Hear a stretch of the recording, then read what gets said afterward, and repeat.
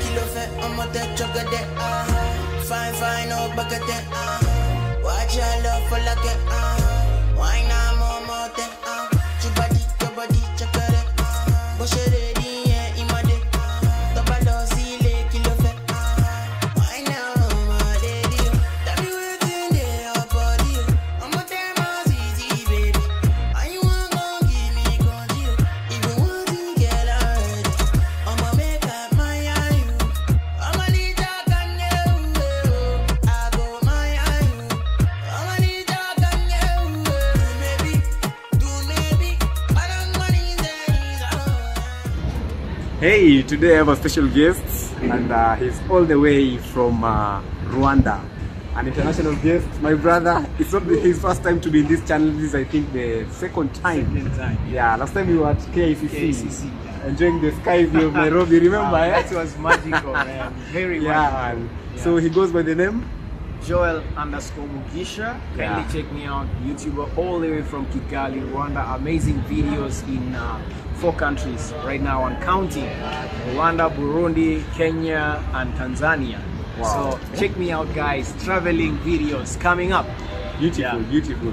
Yeah. So maybe for those people who are doubting, because we always have doubting Thomas, you can say hi in Rwandese. Oh, in Rwandese. Yeah. Mwiriwe neza abanyarwanda, murabona ishene y'umuhungu w'umunyakenya w'inshuti yanjye, mukande subscribe right there. Wow. And you told me you can speak in French, eh? Yeah, maybe you can confirm that too, so that you can stamp the real confirmation. Bonsoir les gars, mesdames et messieurs. Si c'est sur la chaîne, le canal de YouTube de Homie Is Me, s'il te plaît, abonnez-vous à cette canal de YouTube. Wow, grand. That is it. So yeah, man. Now from now you can't doubt, eh? Yeah. He's from Kigali, Rwanda. Yeah. And big up your country. As a Kenyan, I really appreciate what you guys are doing over there. Yeah. And I think you actually elected your president, right? Yeah, man. Okay, that's a good one, because I believe it's the people who chose, and we want to say congratulations to him, and may he lead the country properly. Because for me, from this side, I can say he has been doing well, but I think it's time he can even leave the chair for other people to lead, but that's a story for another day. So as my brother from Kigali, Rwanda, I know your country is well organized, and it's so beautiful, and it's well known worldwide. So what can you say about, what can you say, sorry for that, what can you say in terms of difference? Because pipeline, we're actually in pipeline, and it's known as a place where it's really densely populated, and I think this is something that is not in your country. No, you can never find such a place like this one. We have densely populated areas, but this place is next level. Really? It's next level. It's next level. There is no place in Rwanda where it's this populated. Yeah. Wow. So maybe differences in terms of the two, Kigali and Kenya, especially here. Well, the difference is this place is super full of high-rise apartment flats. Some are beautiful, some are not beautiful, you know. Standard. Yeah, it's just a mixture depending on what the customer has in their pocket. Sure. So if you can live in a very nice apartment flat in Pipeline, and also you can get another one which is substandard according to your pocket. Yeah. So mostly in Pipeline you can see everywhere it's full of flats, but in Rwanda, the most densely populated neighborhood, there is no flats actually. Wow. And if they're there, they're only commercial. Wow. They're only commercial, yeah. So there are no flats there. So here it's actually next level because of the flats. Yeah. So super many people. Wow. Yeah. So what would you say in terms of, because I believe your city is voted, if not, I think it's confirmed, or voted as the most clean city in Africa. Yeah. So what can you say you're doing better than us in terms of waste management? Just simple, man. It's a collaboration between the government and the people. We have something we call umuganda. Yeah. Umuganda is like a general community work that happens every Saturday, every last Saturday of the month. So what happens is, you know, the community takes part or shares in cleaning up the city. So what happens is, like, you know, this street, all these people living in this street, you have to make sure that where you're living it's super clean. So you join the community, work as a community, clean the, you know, the streets, make sure you have dust bins, waste disposal management and things like that. Wow. So, and then the government can take care of the roads and all that stuff, and making sure that you guys have a place to dispose of you know, the waste management and such things. When you're walking in the street of Nairobi, or no, in the streets of Kigali, most time you will walk 100 meters and you can find a dust bin, you know. So every 100 meters you will find a dust bin. So even which if is very important. Yeah, even if you're taking a bottle of water on the road, so you are assured that after I finish this bottle of water, the next 100 meters I'm find a dustbin to dispose, you know, the bottle. Which is very important. Yeah, things, small things like that will make a city super clean. And one of the things also that makes Rwanda super clean, it was the first ever country in Africa to ban plastic bags. Yeah, I remember that. So that actually, that was way back in 2006, if not 2005. Yeah. So you can see how long ago it is. Yeah. So you can't find any plastic, you know, littering or whatever. Yeah, because people there use, you know, biodegradable things. So that actually makes sure that you don't have so much plastics to litter around the city. Wow, that's nice. Yeah. In terms of affordability, in terms of the houses, what will you say Affordability. is the difference between maybe, for example, here in Pipeline and maybe in the most densely populated area in Kigali, Rwanda? I would say actually Pipeline offers a little bit of everything, right? If you have money, you can live in a very nice, you can see like this flat over here, it's super nice actually, very nice. So if you have a little bit of money, you can live in a very nice apartment. And if you don't have that kind of money, still there is something for you. Yeah, sure. So, but in Kigali, the most populated or densely populated place, it's more of the same type of economic stature of people, you know. So it's the low class, or how do I call them? I don't want to call them poor. Low earning income. Low earning income people, you know, they will be, you know, densely populated in that one area. In one. But area. again, in your area, it's at least standard. Like it's at least standard. Okay, the thing is, in Rwanda, you know, you can go to a place and they'll tell you this is a ghetto, and you will not believe this is a ghetto. It's at least standard. Yeah, that's one thing. You'll never believe I've it's seen. a ghetto because it's super clean, bro. Yeah. It's super clean, and then the ghettos in Rwanda, they don't have the mabati houses. No. Shanty. No. Yeah. They don't have those shanties there. Yeah. It's still a brick, but it's mud brick. And they'll build with the mud brick, and then they'll cover it with cement, like the finishing.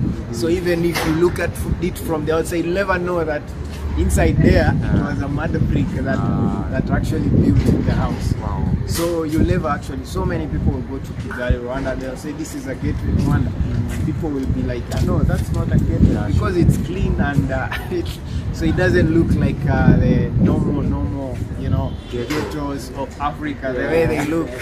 to be precise, Kenya, just say Kenya, bro. Not only Kenya, there is also other countries. Yeah, me, I come from Kibra, Yeah. and Kibra is well known because of the ghetto. And then Kibra, there is the lower side of Kibra and the upper side of Kibra. Just like Karen, you know, Karen is high. There is lower Karen, and where you find the Mandem, the low-incoming people, which are who live in the lower Karen. But again, there is the upper Karen, where you find the wealthy people. Same to Runda. There's upper Runda and lower Runda. So as much as someone will say he comes from Kibra, it doesn't mean he comes from the shanty areas. And even if somebody will say he comes from Karen, you know, never believe. It might be the other side of Karen, it might be there. You understand? So, what I can say about Rwanda is that you guys, you have, from my point of view, you have good governance, which is helping with the living standard of the people, which is very important.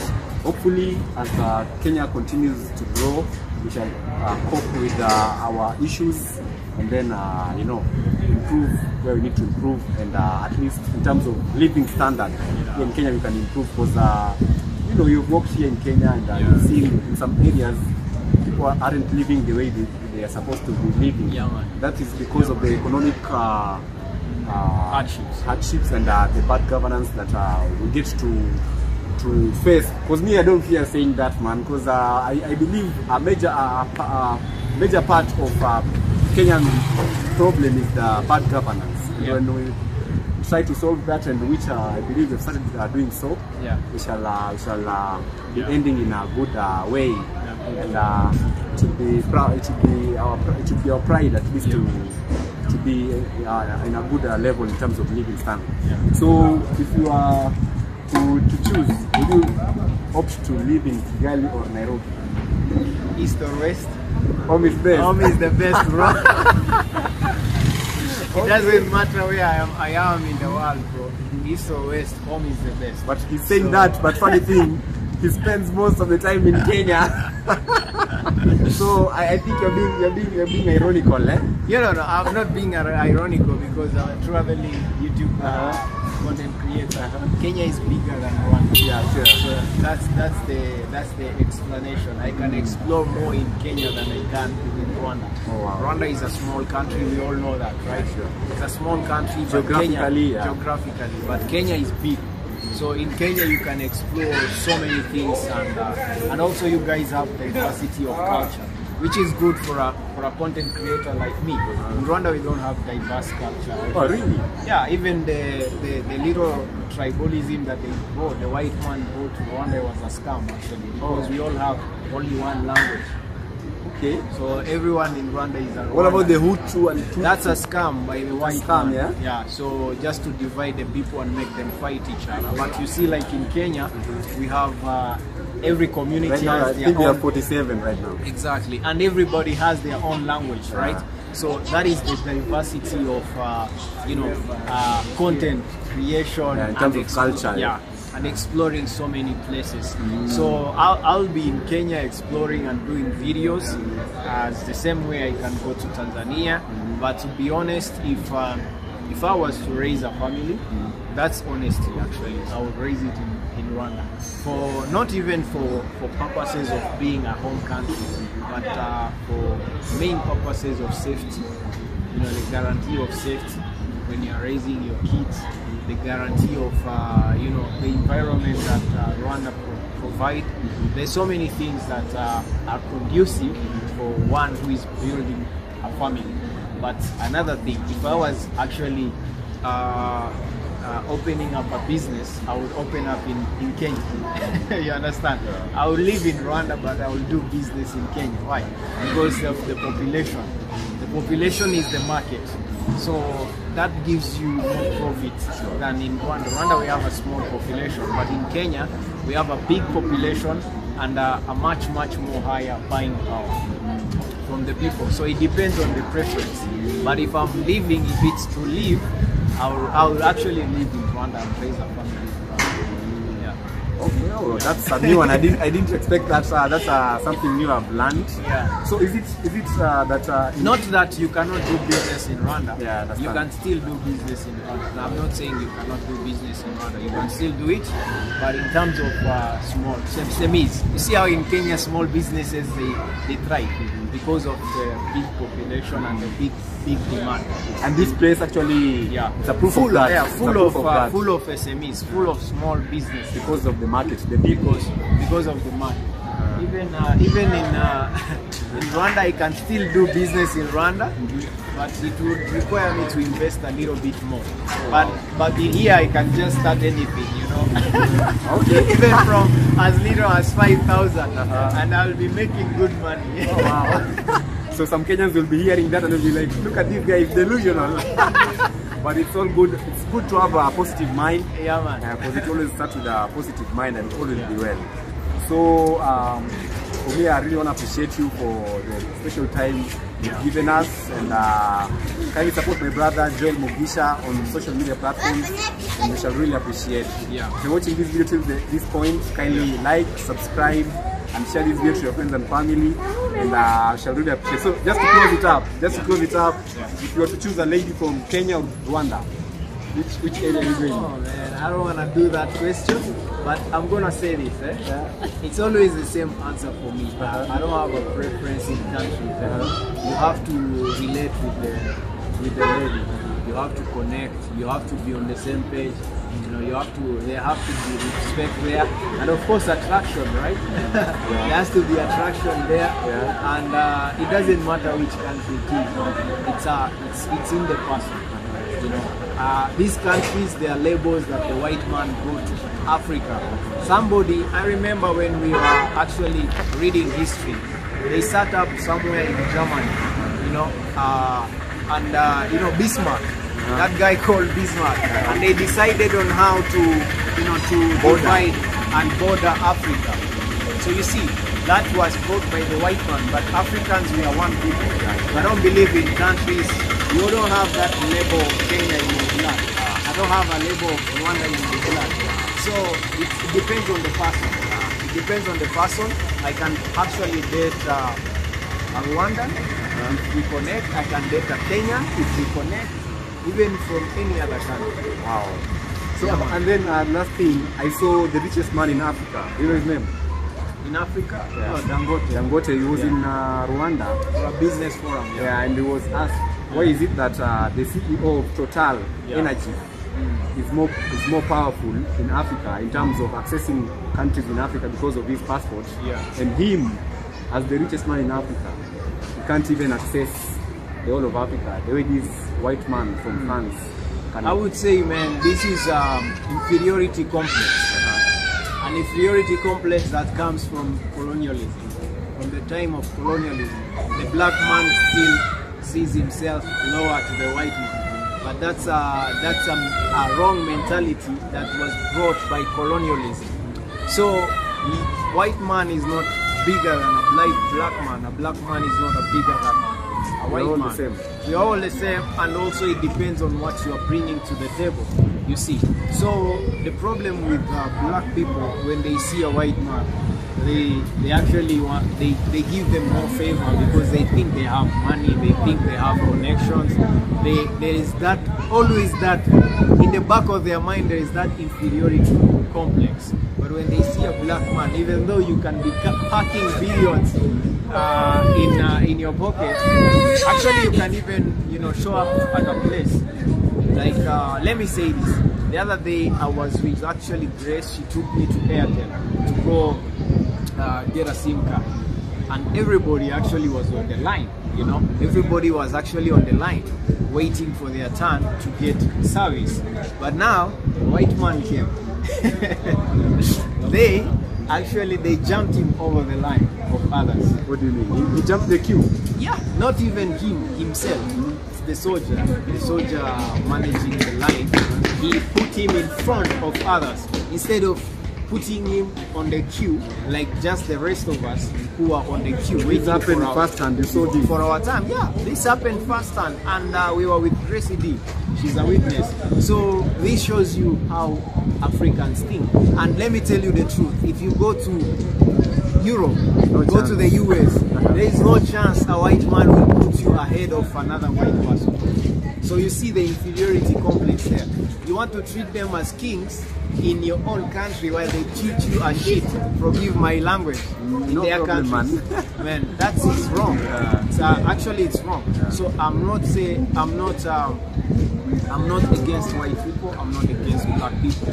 I'm against that kind of mentality that black people sometimes have, inferiority complex. So be fair. If the white man was on the queue and he was ahead of anybody else, he's supposed to get the service.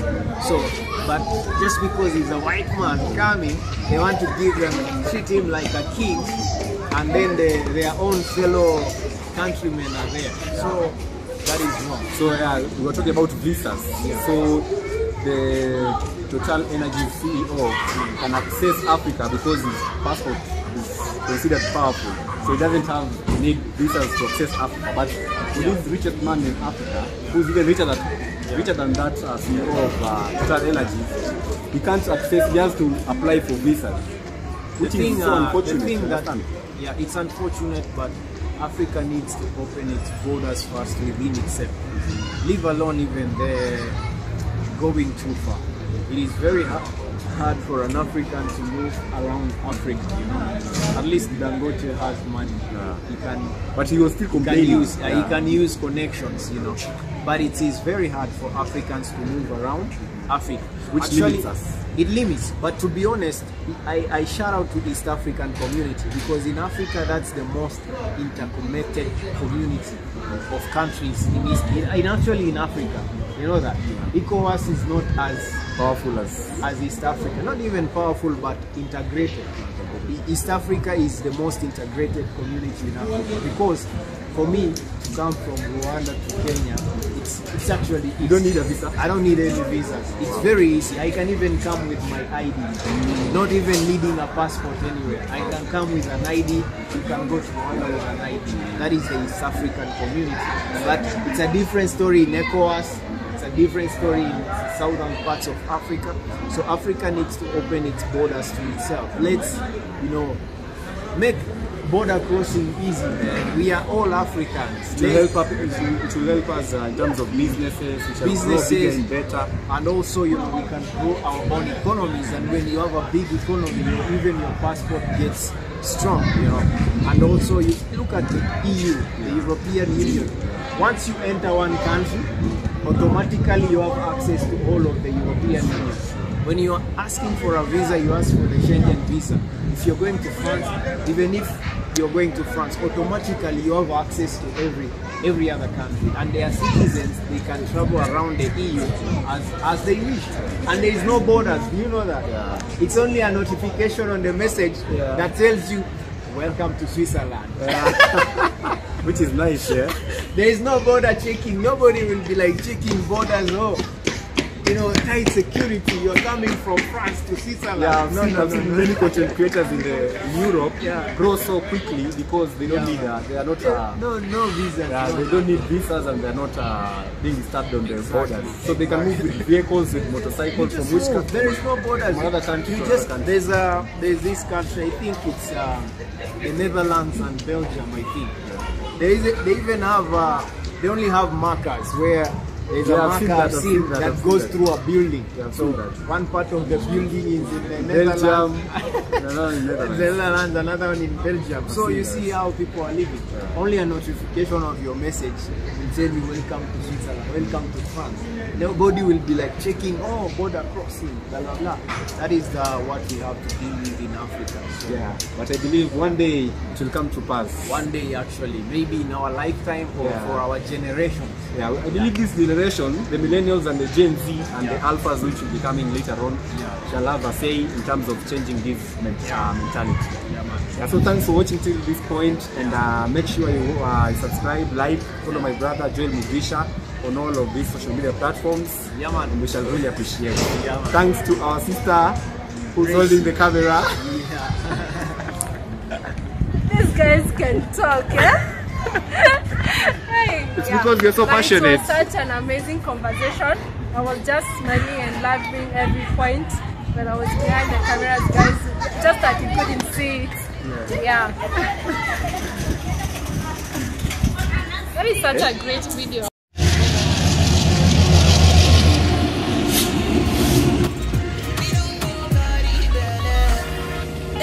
Maybe,